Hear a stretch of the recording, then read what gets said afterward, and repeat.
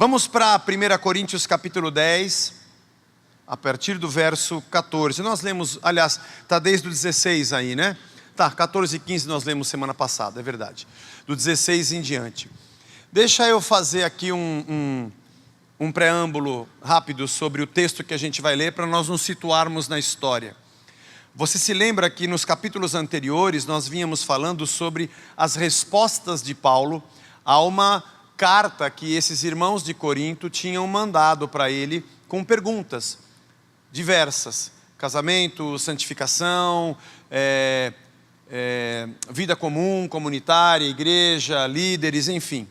E nós viemos fazendo um passeio sobre essas perguntas. Nós temos só as respostas, nós não temos as perguntas. Nós não temos a carta, né? Paulo diz: quanto ao que vocês me enviaram, me perguntaram, a resposta é essa aqui. A gente imagina a pergunta pelo tipo de resposta. Pois bem, quando nós passamos pelas supostas perguntas dos irmãos de Corinto, uma delas era sobre a comida consagrada a ídolos.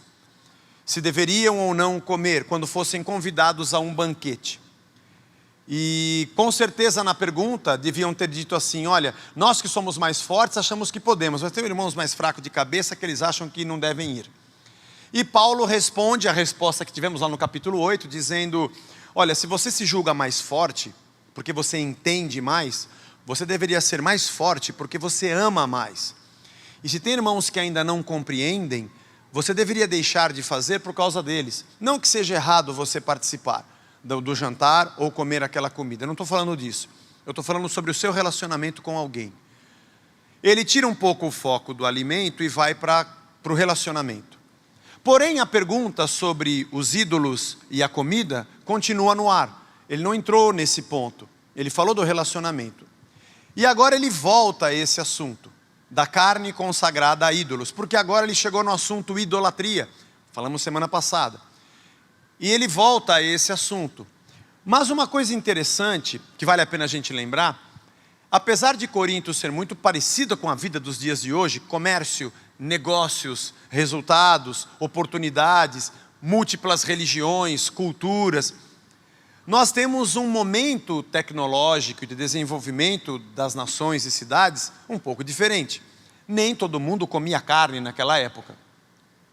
Apesar de que a polis grega, as cidades gregas, elas já tinham um comércio que unia o campo à cidade. Produtores que tinham um lugar de fazer sua distribuição. Aliás, Paulo cita aqui o mercado, a gente vai falar sobre isso. Você pode comprar qualquer tipo de carne no mercado, ele vai falar sobre isso. Diferente dos mercados que nós temos hoje, porém, já tinha essa união de quem produzia, de quem distribuía, de quem vendia. Mas nós não tínhamos uma atividade pecuária tão desenvolvida como temos hoje nas nações. Você pode achar carne a qualquer momento, em qualquer lugar, e colocar na sua mesa. Então, a sociedade tinha pessoas de mais posses que se alimentavam melhor e que tinham condições de adquirir e comprar carne.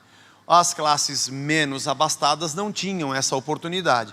Eles tinham a oportunidade de comer carne se estivessem em alguma cerimônia, em algum templo pagão, ou se fossem convidados para estar num jantar e que alguém oferecesse isso na sua casa. Um outro dado interessante é que esse mercado, entre aspas, onde eles compravam os mantimentos e os alimentos, era um mercado, tira as aspas, mas é diferente do nosso, recebia carnes de provavelmente produtores que tinham carne para vender, mas em grande parte das carnes que também eram sacrificadas nos templos. Eles não sacrificavam todo o animal. Aliás, em Israel também era assim. Se você ler a lei, quando eles ofereciam um animal em sacrifício, uma parte daquele animal era usado para o alimento. No caso dos sacerdotes, a tribo levítica. No caso dos templos pagãos, eles faziam também o seu jantar em suas celebrações. Alguns deles com motivações políticas, econômicas e até socialmente. E na cidade de Corinto era muito comum você chegar num mercado para comprar uma carne e aquela carne ser proveniente de um animal que foi sacrificado em algum templo. Só para você entender qual é o cenário da cidade. E você não sabia: eu quero uma carne, mas alguma que não tenha sido sacrificada a nenhum ídolo. E o açougueiro ia dizer: cara, carne é tudo carne, eu não sei distinguir, até não tem nem como perguntar para o animal se ele foi sacrificado ou não. Como é que você vai saber? Um dos comentaristas que eu estava lendo sobre a história de Corinto dizia isso, né? Mas enfim, esse é o cenário em que Paulo está. E também a provável pergunta de que se essa carne foi proveniente de um lugar onde houve um sacrifício num templo, eu não posso comer. E os historiadores acreditam que essa pergunta venha muito mais daquele grupo que fazia parte da igreja e que tinha um pressuposto judeu. Porque o judeu jamais faria isso, não participaria jamais de um banquete e nem se alimentaria desse tipo de carne. E essa discussão com certeza acontecia dentro da igreja. Vamos ao texto agora, que a gente teve um preâmbulo do que acontecia em Corinto. Portanto, 16, eu estou começando no 14. 16. Porventura, o cálice da bênção que abençoamos não é a comunhão do sangue de Cristo? Ele está falando da ceia, já que ele vai entrar no assunto da carne.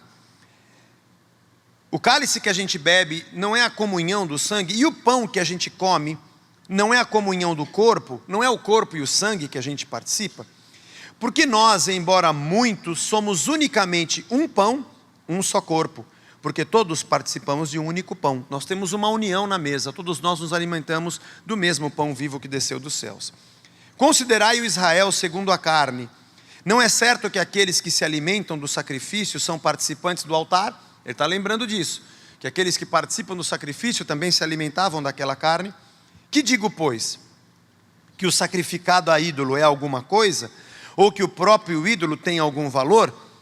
Antes digo que as coisas que eles sacrificam é a demônios que as sacrificam e não a Deus. Eu não quero que vos torneis associados aos demônios. Não podeis beber o cálice do Senhor e o cálice dos demônios.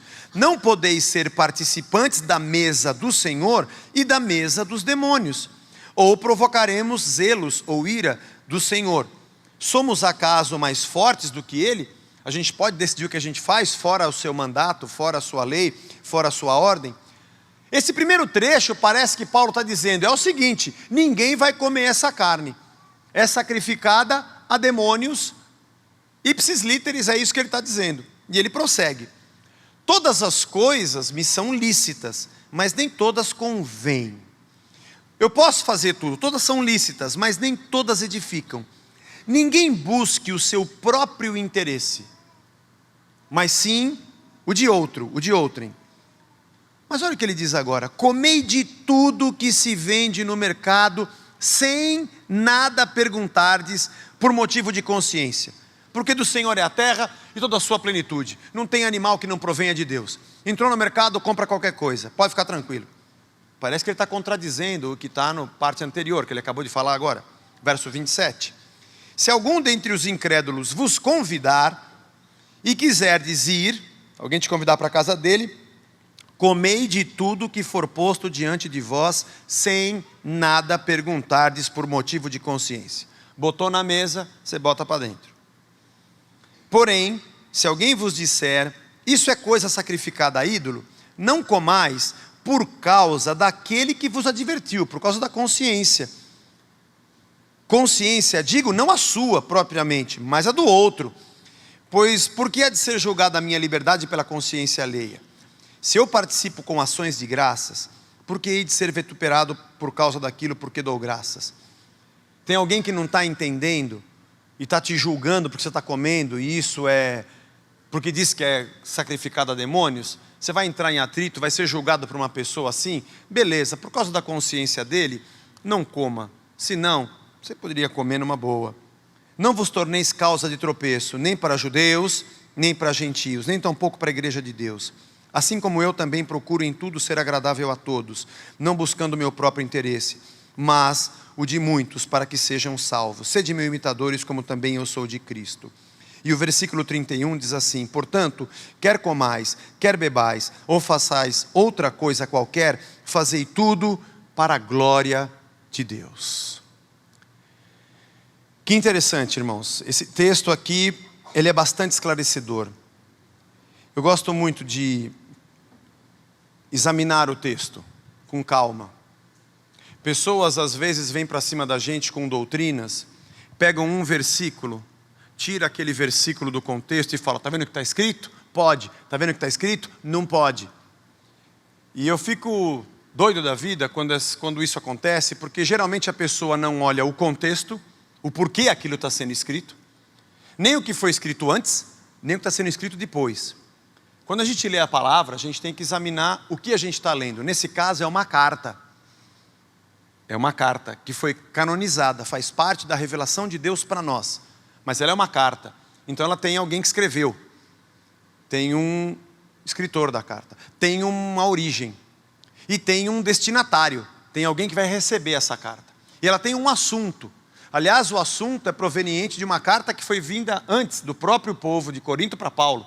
E tem um assunto, e tem um cenário. Eu preciso entender essas coisas para entender o assunto que está sendo dito e não tirá-lo desse contexto. Se eu tiro um assunto de contexto, eu causo sérios danos. Imagine que duas pessoas estão conversando e estão falando sobre mim. Não, o Zé é um cara muito legal, gosto muito dele, puxa, que bom, não sei o quê. Aí dali a pouco o outro fala, mas ele é palmeirense. Ah, não acredito, meu. Ele é palmeirense? Eu não gosto de palmeirense. Então, eu vou ter que dizer para você, eu não gosto do Zé. E depois eles dão duas risadas. Nesse ponto alguém está passando, mas essa pessoa que está passando só ouve a última frase. Eu não gosto do Zé. Se ele não entender a história toda, a piada sobre o futebol, sobre o meu time, e ele pegar só uma frase, tirar do contexto que é um bate-papo de duas pessoas que estão brincando sobre um assunto, e vier dizer para mim, o fulano falou que não gosta de você, a interpretação que eu tenho sobre aquele irmão e sobre aquela fala é completamente distorcida, porque aquela frase foi tirada de um contexto. Eu não posso ler as escrituras sem contexto. É o que mais acontece hoje. É gente dizendo os balbúrdias sobre Deus, dizendo, mas está escrito na Bíblia. Claro que está escrito na Bíblia. Você pegou um versículo e uma frase, está na Bíblia, mas não é porque está na Bíblia que é do jeito que você está interpretando. Eu creio no que a Bíblia escreve, não na sua interpretação dela. Paulo está dizendo aqui, para esses irmãos, sobre consciência, sobre o que eu faço para a glória de Deus.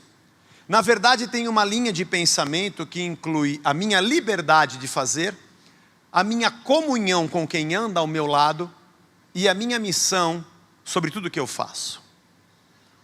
Ele diz assim, olha, se você senta na mesa do Senhor, você participa do sacrifício de Deus. Todos nós somos participantes dele. Aquele pão que a gente come, você sabe, não sei se você sabe, não é o pão, não é um pão bento, não é um pão que tem alguma coisa especial nele, até porque o pão você compra em qualquer lugar, alguns aqui fizeram, outros cortaram um pãozinho Puma, você come toda manhã, não é isso. Aquele cálice que você bebe não é o cálice propriamente, não é o sangue de Jesus ali, ele representa. Na verdade, quando a gente está aqui na ceia, e a ceia é um memorial do que Cristo fez, quando vocês fizerem, vocês façam isso em memória de mim. Isso aqui é uma lembrança, é um memorial. Não é aquele pedaço de pão, nem aquele cálice. Não é aquilo que quando eu como, tipo espinafre do Popeye. Não é. Senão esse mundo de Olívias Palito seriam muito abençoados pelos pães que a gente come. Não é só o cálice que a gente bebe. Não é os raios gama do David Banner. Não é isso. Na verdade, aquele é um memorial que me lembra que eu tenho uma aliança com um Deus. E que Ele está ali representado por aquele pão. E aquele cálice representa o sangue de Jesus.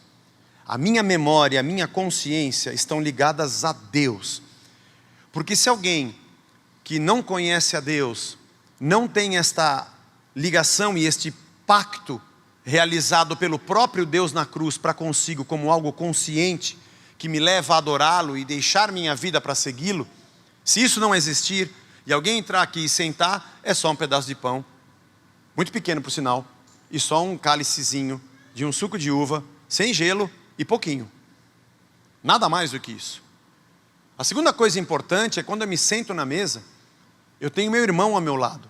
Esse meu irmão aqui é alguém por quem Cristo derramou seu sangue e entregou seu corpo. E nós somos também corpo. E quando a gente olha esse pão, a gente lembra de quem a gente é. Fomos feitos um único corpo, como irmãos no corpo de Cristo. E somos todos nós, corpo de Cristo, do qual Ele é o cabeça. Aqui é uma comunhão e um elo de ligação entre todos nós, debaixo da graça, debaixo do sangue, nos torna um, como igreja de Cristo. Na verdade, este memorial não diz respeito aos elementos, o pão e o cálice. Diz respeito ao Senhor. E quando eu faço isso conscientemente, eu estou dizendo, eu tenho essa aliança feita por Deus na cruz. Ele é o pão vivo que me alimenta e esse sangue que me redime, eu sou dele. Na verdade, o comer e o beber é uma cerimônia memorial, mas o que importa é por quem eu faço isso. E por que eu faço isso. E com quem eu faço isso.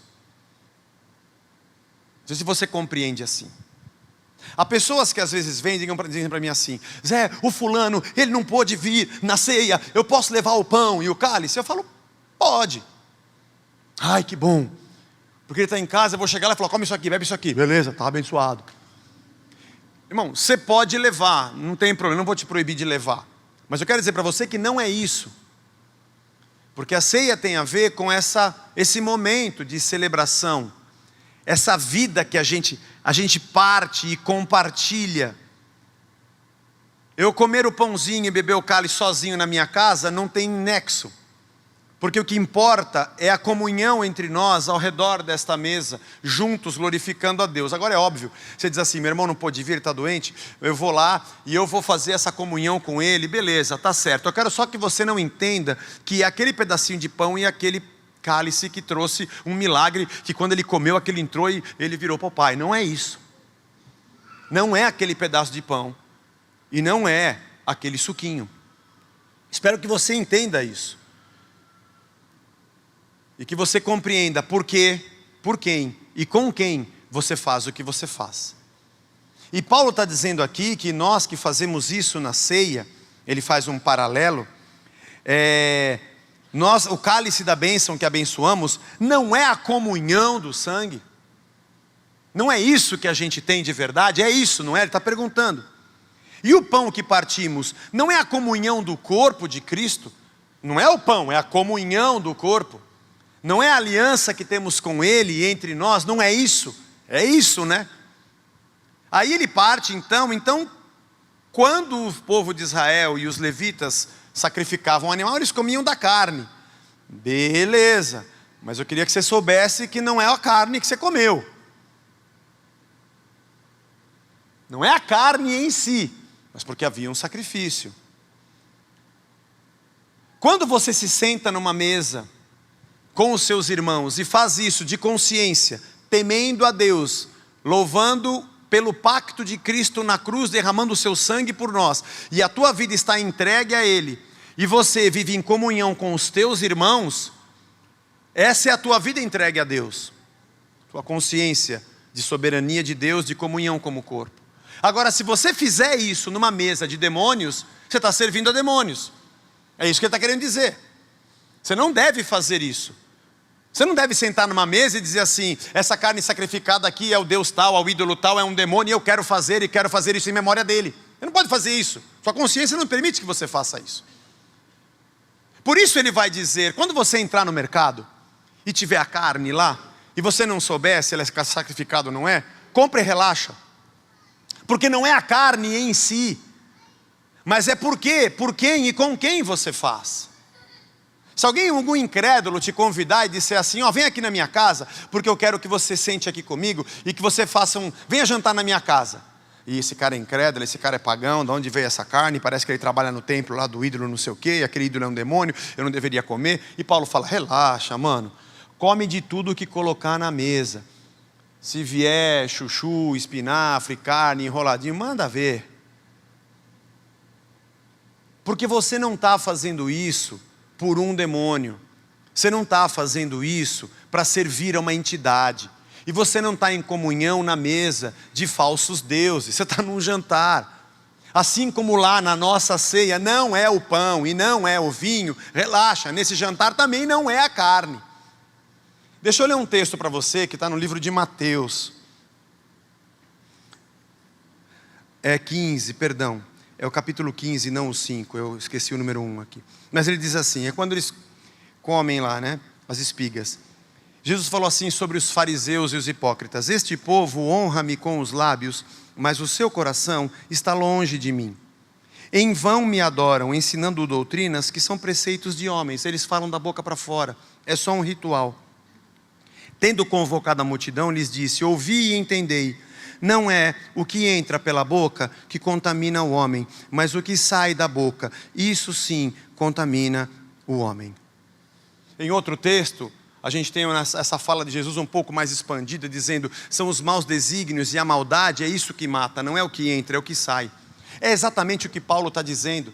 Quando você participa da ceia, não é um pãozinho abençoado ou um cálice, é a comunhão com o Senhor.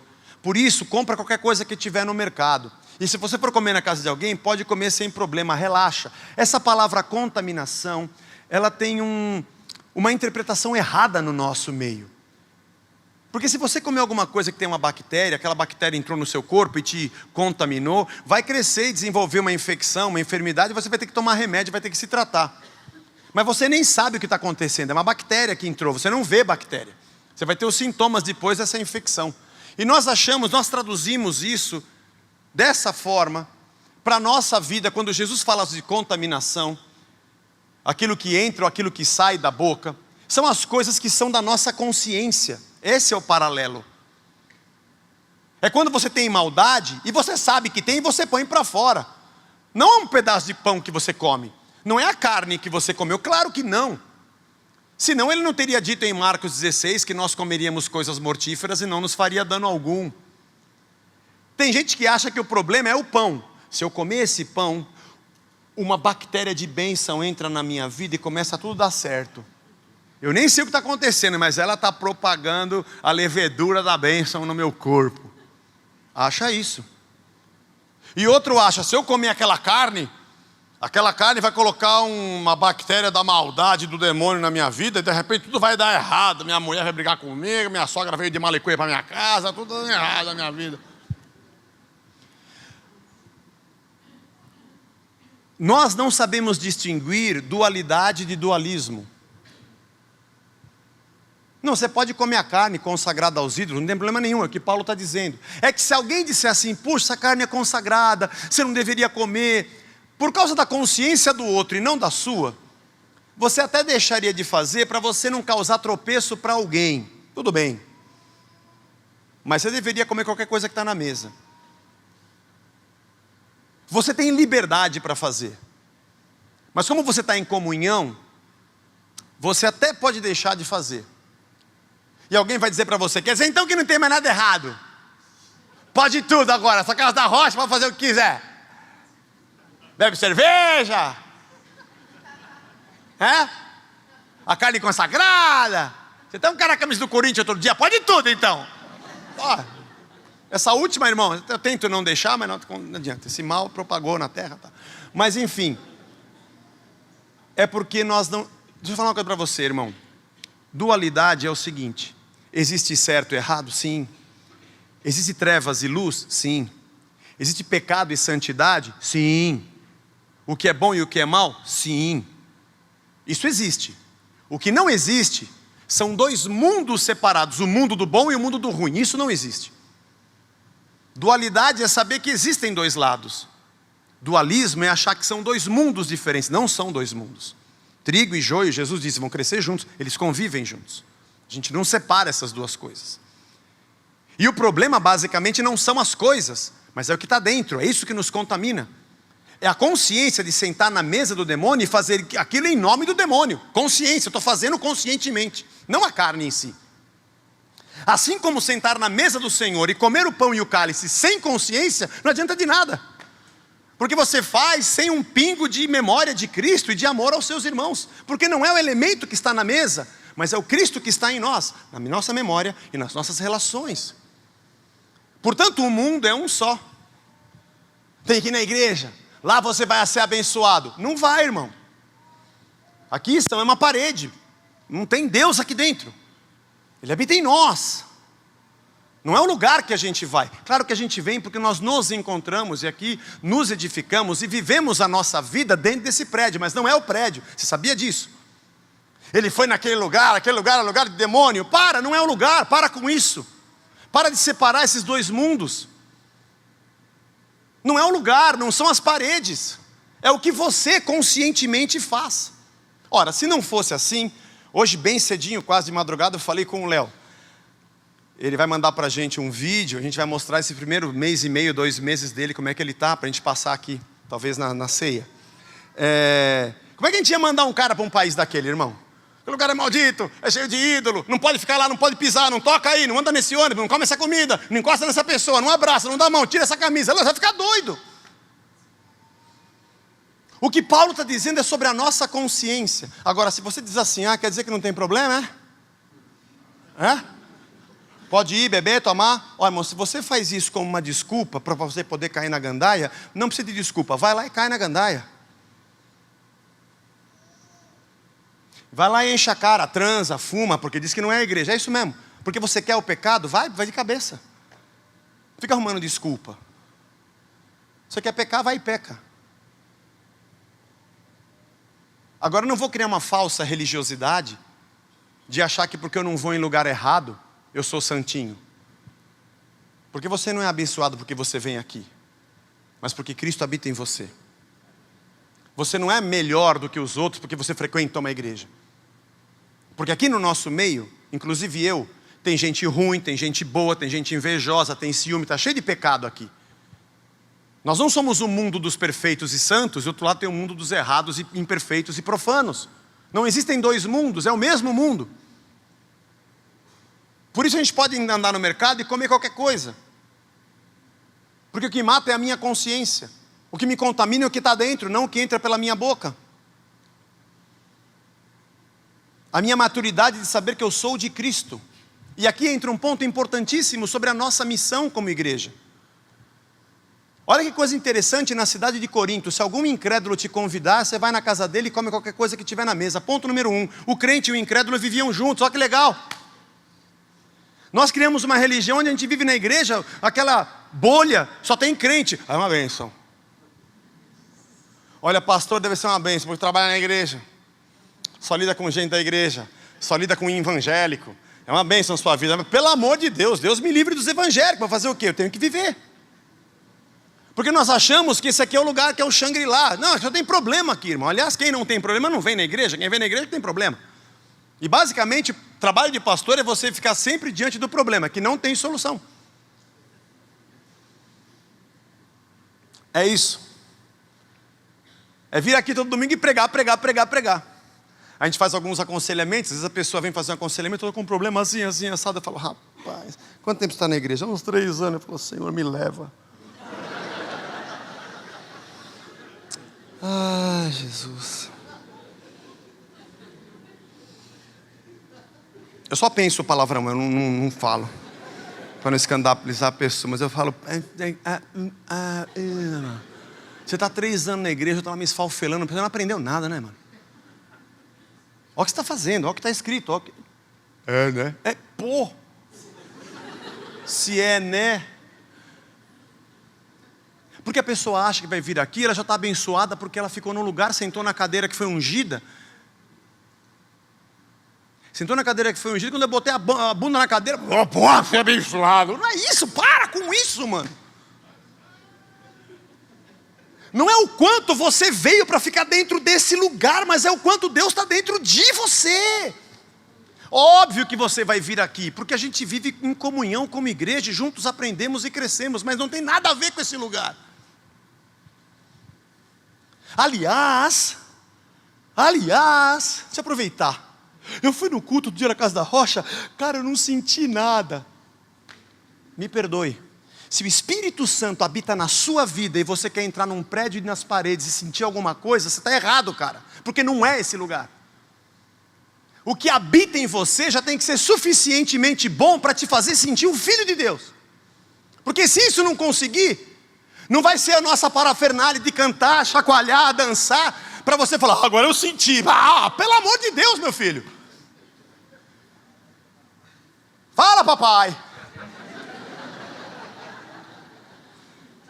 O nosso momento pós-moderno é a nossa era das sensações.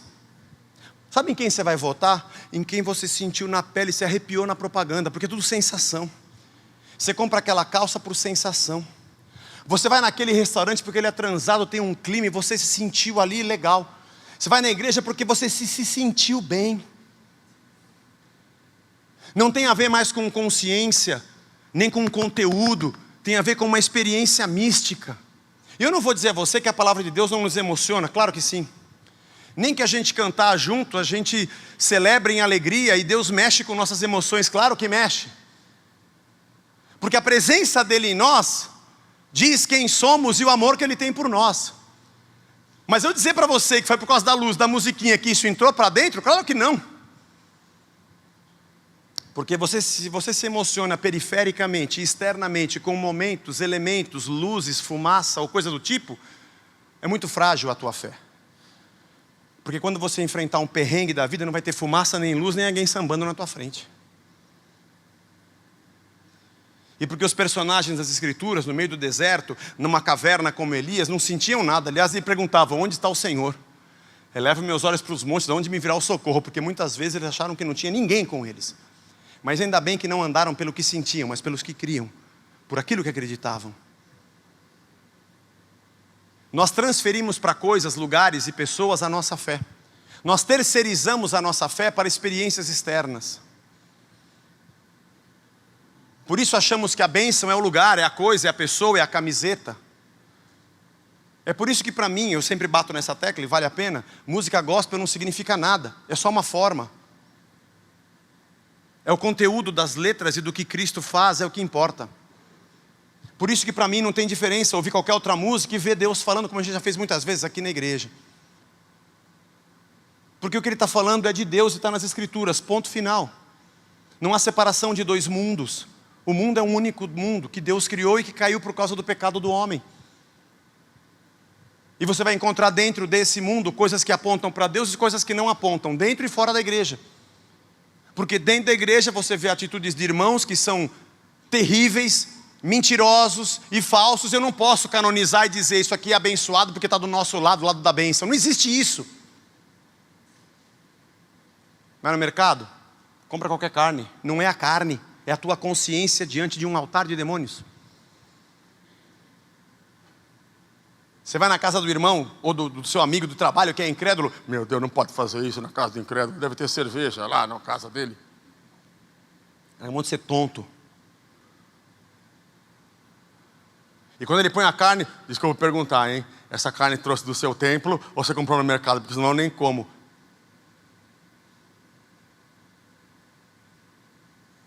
Pronto, passou a vontade de falar o que eu queria falar. Que cara chato que é você, meu. Que cara chato, de galocha. Por isso que você é um isolado no seu trabalho que ninguém te atura. Porque você é um crente chato, que ninguém suporta, que todo mundo tem pecado, a carne, isso aqui, e você é o perfeito, você é o santo. Deus me livre de você. Deus me separe. Porque não dá, mano. E no domingo, estou abençoando o irmão e pagando lá para ele poder ser missionário lá na Etiópia. Deus o abençoe lá. O que você está fazendo? Você é louco? Que chá foi esse que você bebeu? O que você cheirou? Onde você tirou esse negócio? Você contribui para o missionário que está num país de perseguição e você não consegue sentar na mesa com o seu cara, do amigo de trabalho, porque ele não é crente? Você está ficando louco? Você é esquizofrênico. Vou te colocar num psiquiatra, vou te internar, mas é de força. Que movimento dúbio é esse na sua vida? Eu vivo a fé que eu tenho. Eu posso entrar em qualquer local porque eu tenho conscientemente a minha vida em Cristo. Eu sou um missionário onde eu estiver. Mas não são dois mundos, é um mundo só. Aquela pessoa que está na minha frente também tem amor, também tem justiça. Ela não conhece talvez a Cristo, mas ela sabe dessas coisas. Ainda restam elementos da boa criação de Deus que estão desintegrados pelo pecado, mas ainda você vê ali, ama a esposa, ama os filhos. É gente, que nem a gente, que acerta e que erra. Assim como eu não devo, se eu tiver que comer, e aquilo for atrapalhar o outro que acha que não pode, eu prefiro não comer. Porque afinal de contas, a minha liberdade pouco importa, e a comida, se eu comer, não faz diferença. Estou mais preocupado com meu irmão não tropeçar do que a comida, mas eu poderia comer, mas tudo bem.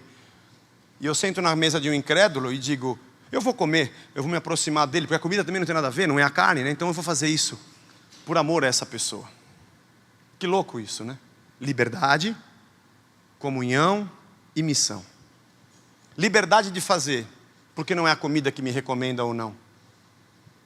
Comunhão, de saber que há momentos em que eu não devo, por causa de alguém que é mais fraco, ou que eu devo para aproximar alguém que não conhece a Cristo. E missão, porque tudo que eu faço é para a glória de Deus. Tudo que eu faço é orientado pelo Espírito de Deus. Quando eu era garoto, o primeiro jogador de futebol que falou sobre, os dois primeiros, né? Sobre Cristo, era o João Leite, do Atlético Mineiro, e o centroavante do Grêmio, Baltazar. Mas o João Leite foi um dos primeiros, e quando eu era garoto eu aprendi que crente não podia ser jogador de futebol. O cristão e jogador de futebol eram duas coisas incompatíveis, porque os jogos eram de domingo e domingo era o dia do Senhor. Não se pode jogar bola no domingo. Domingo é o dia de você ficar louvando o dia inteiro. Aí na segunda, terça, quarta e quinta vai ser o safado que você quiser, mas o domingo é do Senhor. Louco isso, né, irmão? A minha fé é uma fé que só funciona no domingo. Como já me perguntaram uma vez, mas você não guarda o sábado? Eu falei assim, deveria, antes de Cristo. Agora eu guardo todos os dias. Todos os dias Ele é a minha paz, Ele é o meu descanso. Aliás, Ele disse isso, né? Vinde a mim, vocês estão cansados e oprimidos, que eu sou o sábado de vocês. É aqui que vocês descansam. Isso não significa que eu posso tirar férias, e devo, todo mundo deve. Mas se você acha que tem que guardar um dia, continue. Eu acho que tem que guardar todos. Todos os dias eu devo orar, todos os dias eu devo buscar Deus, todos os dias eu devo descansar nele e falar, tu és o meu descanso. Você quer segmentar as coisas e achar que são dias? É aquele dia, é aquele lugar. Então tá. Você quer minimizar Deus e diminuí-lo dentro da sua religião? Faça. É que a Bíblia estraga a nossa religião. Ele vem e mete o pé na jaca e fala, o problema é a tua consciência. Nem a carne, nem o pão, nem o cálice. Mas o porquê você faz, por quem você faz e com quem você faz. Que a gente possa sair daqui hoje, sabendo que passando por aquela porta, nós vamos continuar num mundo de pecado. Porque ele continua aqui, nós não somos perfeitos. O que nos separa de alguém que está lá fora? Na eternidade, o sangue de Cristo, só porque a gente crê. Mas a gente está nesse mundo para mostrar a luz de Cristo, para sermos luz e sal onde nós estivermos. Se você se escandaliza porque o teu amigo de trabalho fala palavrão ou toma uma cachaça e você não consegue sentar com ele, é porque você é orgulhoso. E você se sente melhor do que ele, você não consegue conversar com ele porque ele é um pecador, como se você não fosse. Só que em vez da pinga que ele bebe, tem a maldade que você carrega dentro de você. Esse que é o teu problema. Você se sente melhor. E você se esquece que se não fosse o sangue de Cristo, você nem vida teria. O seu papel deveria sentar numa boa com Ele, com todo o bafo de cachaça. E se Ele te oferecesse um gole, sabe que você não deve se embriagar, mas tomar um golinho você podia. Eu não gosto de cachaça, mas se fosse por causa dele, até tomaria. Para dizer, a gente está junto, porque Cristo esteve conosco. Alguém pode passar e dizer, você daquela igreja come com pecadores? É tipo Jesus, a gente come com pecadores, conversa com prostituta, toca em leproso, entra em Samaria. Porque o que mata o homem não é a comida que entra, é aquilo que sai. E o que sai daqui tem que ser amor de Cristo, uma fonte que jorra para a vida eterna. Se você quer usar isso como desculpa para cair no pecado, vai cair no pecado, não precisa de desculpa, faz o que você quiser. Mas se você quer comunhão com Cristo, o que você faz para a glória de Deus. E a nossa vida nesse mundo vai de verdade cumprir o papel que a gente tem que cumprir. De sermos luz e sal. De saber que trigo e joio crescem junto. E é só Deus lá no fim que vai separar. Nosso papel é viver junto. Aliás, só para a gente encerrar, talvez, num bate-papo com um amigo, você vai mostrar muito mais para ele sobre Deus, usando uma dessas músicas que a gente usa, do que colocando numa rádio evangélica. Você corre o risco de colocar numa rádio evangélica e em menos de 2 minutos alguém pedir dinheiro e o cara querer trocar de canal. Vou dizer para você que vai atrapalhar. E talvez a música do Queen, ele não peça dinheiro, ele só fale da justiça. E você vai encontrar mais Bíblia ali do que às vezes dentro do lugar que se chama cristão, erroneamente. Nós fazemos tanta separação de que lá é mal e aqui é bom, que canonizamos os pecados e mantemos a maldade no ciclo religioso. E por isso as pessoas que estão do lado de fora do mundo que nós criamos, o que elas menos querem é andar com um evangélico ou com um crente. Porque ele se julga melhor do que os outros e acha que todo mundo tem demônio e ele não vê a trave que tem no olho dele. Só vê o cisco que está no meu. Foi o que Jesus disse. Isso não é ser cristão.